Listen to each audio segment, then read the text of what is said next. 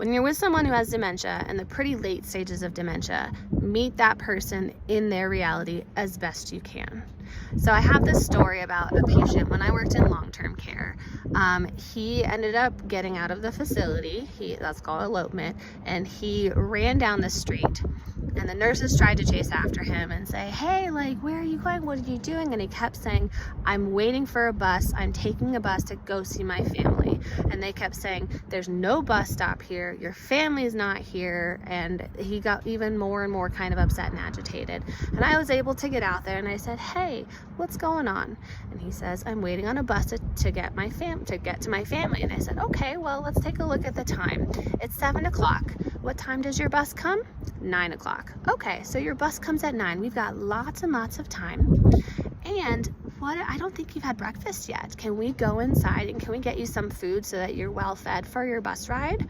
And he turns and he looks at me and he goes, that makes a lot of sense. And then he walked back into the facility with me.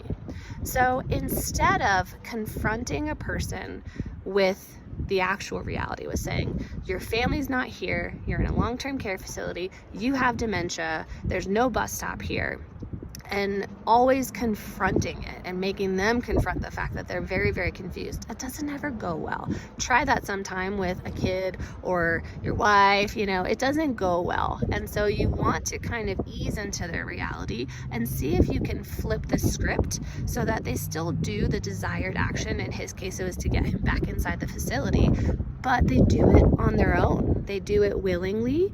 And then after that, because of his dementia, he did not then remember that he needed to go take a bus at 9 o'clock. So it was really the end of it. We got him in safely without forcing him. We got him to sit down and eat breakfast, and then he forgot. So if you're visiting someone who has dementia, do the same thing.